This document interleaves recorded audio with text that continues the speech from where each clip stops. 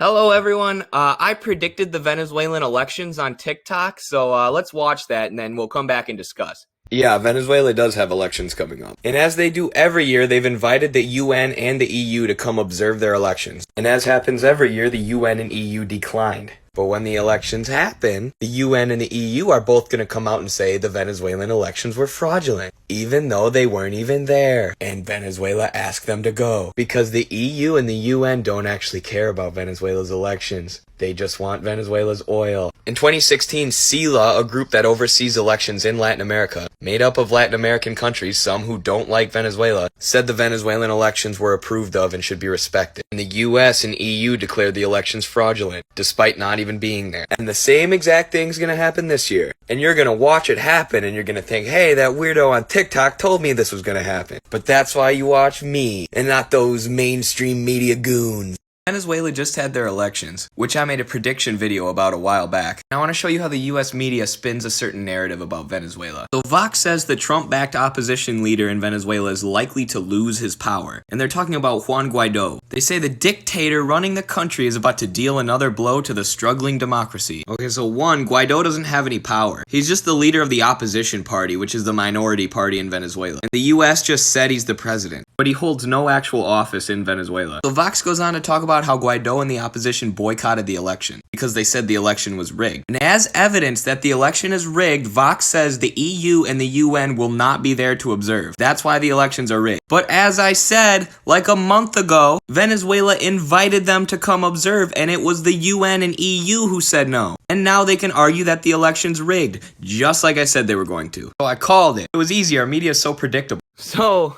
if you go look at the comments of those videos, there's a bunch of really white Venezuelans from the opposition party trying to tell Americans that I'm lying and that Venezuela is awful. But, I mean, I predicted the media would do what they did. Exactly. And, like, I'm not bragging. It wasn't hard, because I've studied Venezuela and the media response. It was super easy and predictable to know what they were going to do, right? The opposition was going to boycott the election so that Maduro's count looked as high as possible, and it did. The Communist Party got a lot of votes. The Revolutionary Alternative Party got a lot of votes, and I think they won maybe some parliamentary elections, but the PSUV dominated because the opposition party wasn't even running. And the UN and the EU didn't come observe, despite the fact that Venezuela invited them to, as they do every year. This is not a new thing. Venezuela always invites international observers to come observe their elections. Some people have said Venezuela's elections are actually the most observed anywhere in the world, even without the presence of the EU and the UN. But like I said, the EU and the UN refuse, despite Venezuela inviting them to come observe. And then the US media says, oh, the elections are fraudulent because the EU and the UN aren't there. I mean, what is our media? I mean, we know what our media is. Our media is corporate propaganda.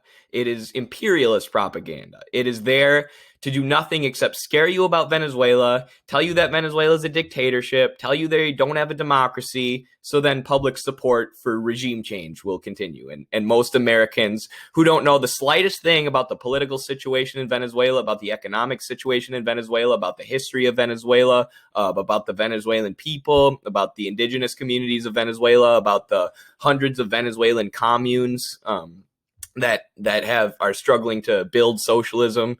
People who know nothing of Venezuelan politics read these news articles and they're like, oh, the UN and the EU weren't there. That makes sense. The elections must be fraudulent. I'm sure Maduro and Venezuela banned the EU and the UN from coming, right? That's what's inferred in that Vox article. It's fraudulent elections. The UN and the EU aren't there. Maduro banned them. When in reality, Maduro was begging the EU and the UN to come observe the elections again. And the main argument against this, which is a ridiculous argument, is that it would legitimize the Venezuelan elections for the UN and EU to go. Like, yeah, that's the point. People are saying the EU and the UN can't go because then that would add legitimacy. Well, the EU and the UN can go observe and then report back if the elections are fraudulent and tell us exactly how they were fraudulent. What is the point of having international observers if not to do that? If every time we need you to go observe something, you say, oh, no, we can't do that. It might legitimize that country too much. Then why do we have you? Then why do we have the UN and the EU? But we know the real reason the UN and the EU exist, and that's to be puppets of Western imperialism. You know, that's why they didn't observe. That's why they haven't gone and observed Xinjiang in China, despite China asking them multiple times to come observe. They deny, you know, we claim there are human rights abuses going on. And countries invite the UN and the EU to come observe and see if these human rights abuses are going on. Then the UN and the EU denies or rejects the invitation to go observe. And then we just keep screaming that these human rights abuses are going on and we need to overthrow these foreign leaders. And I mean, studying Venezuela and having even a remote idea of what's going on in Venezuela is like living in the Twilight Zone if you're in the US, right? Because the media portrayal of what's going on in that country is so far off from what's actually going on, because not many Americans know anything about Venezuela, right? So they can make up the most heinous and the most blatant lies. You know, like the one that Maduro arrests all his political competition. Juan Guaido, the leader of the Venezuelan opposition party, who has threatened to kill Maduro multiple times and has taken credit for multiple attempts on Maduro's life, is allowed to walk freely in Venezuela. He just did a press conference right after the election calling Maduro a dictator. If Maduro is electing his political opposition, why is that man allowed to walk free?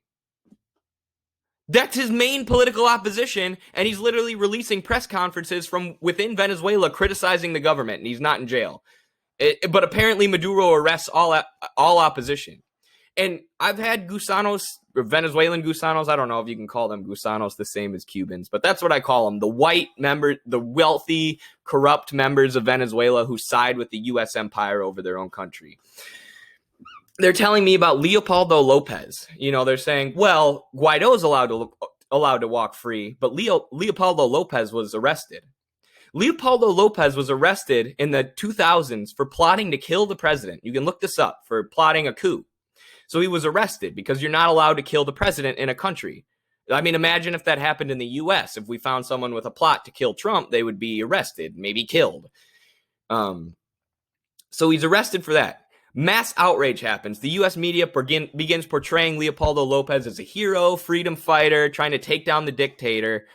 So they release him. Maduro releases this guy who was plotting to kill him, you know, partly because of public outrage, because they're saying Venezuela's authoritarian. The same year that they released this guy, he tried to kill Maduro again. So he went to jail for plotting to kill the president. U.S. media freaked out and said, how are you doing this to this poor man? They let him go, and then he tried to kill the president. And that's the people that Venezuelans are claiming is the example of Maduro being a dictator who cracks down on people. Listen, I don't love Maduro.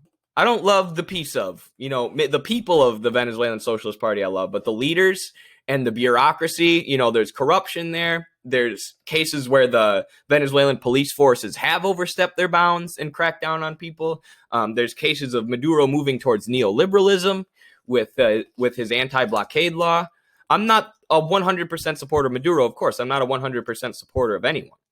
But the U.S. narrative about Venezuela is so comical and so predictable that it makes me feel like I'm living in the Twilight Zone. Like I live in a world where I'm the only one who knows the truth of what's going on in this place I've studied my whole life, and everyone else is just like, no, you're an idiot. You have no idea what's going on. But whatever, I don't care. I got a bunch of views on TikTok for predicting what was going to happen in the Venezuelan elections. So it is what it is. All right. Thanks for watching this short video, everyone. Check out the website Venezuela Analysis if you're an English speaker who wants to actually know what's going on in Venezuela. Or you can check out our content. I plan to keep on reporting on it because I love the Venezuelan people and the country itself, and I'm rooting for them.